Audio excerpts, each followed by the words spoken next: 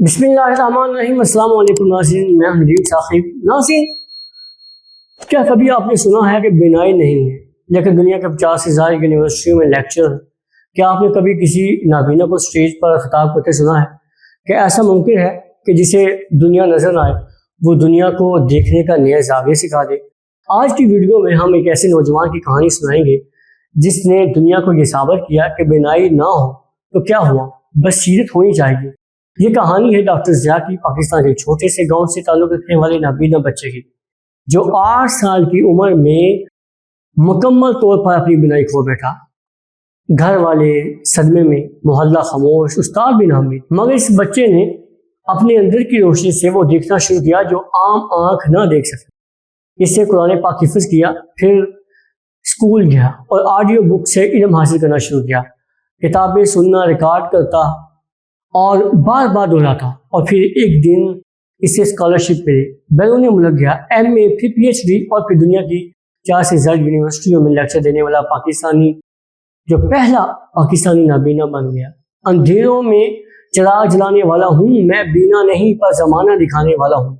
जो देख नहीं सकता वो समझा रहा है हमें, शायद यही असल बसीरत का मफहूम है। कामयाबी आंखों से नहीं, दिमाग और दिल से निकलती है। हमें ये समझना होगा कि रुकावटें सिर्फ नज़र में होती हैं, फिक्र में नहीं। डॉक्टर ज़िया आज हज़ारों नबीना तलबा को बराह रास्त तरबियत दे रहे हैं। अब अगली कहानी सुनिए एक नौजवान की जिसे स्कूल में सब फेल कहते थे मगर आज यूट्यूब पर मिलियन सब्सक्राइबर रखता है और नाज़रीन नाकाम कहा जाता है था जिसे, लेकिन इसने खुद को कामयाब साबित कर दिया। जब रोज़ाना कोई कहे कि कुछ नहीं कर सकता तब क्या होता है?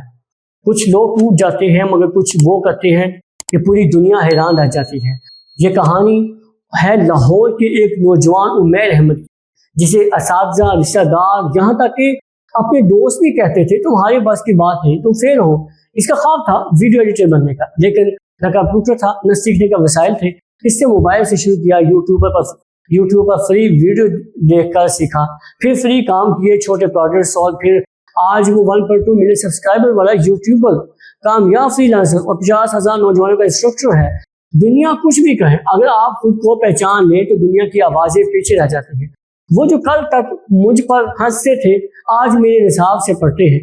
नाज़रीन, एक दर्जी लड़की, एक ख्वाब और माँ का हज। एक लड़की, ना बड़ी डिग्री ना बड़ा शहर, सिर्फ एक कमरा, एक सिलाई मशीन और एक ख्वाब, माँ को हज कराना। कराची की 18 साल आयशा के वालिद का इंतकाल हो चुका था। घर का खर्च माँ चलाती थी। आयशा ने स्कूल के बाद सिलाई सीखना शुरू की। आहिस्ता आहिस्ता ऑर्डर लेने लगी, दुपट्टे, कमीजें, बच्चों के कपड़े। लेकिन हर सिलाई में एक मकसद था, माँ को हज करवाना है। 4 साल की मेहनत, दिन रात जागना, ईद पर भी काम, और फिर वो दिन आया, माँ का हज मुकम्मल हुआ। सिलाई के धागे में ख्वाब बुन डाले। बेटी ने माँ को हज करवा डाला।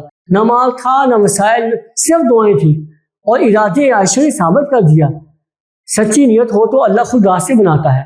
अगली वीडियो में हम बात करेंगे एक ऐसे कैदी की जो जेल में हाफिज़ कुरान बना, फिर मुफ्ती और आज लोगों की जिंदगियां बदल रहा है। मिलते हैं नेक्स्ट वीडियो में, तब तक के लिए अपना बहुत सा ख्याल रखिएगा, दुआ में याद रखिएगा। अल्लाह हाफिज़।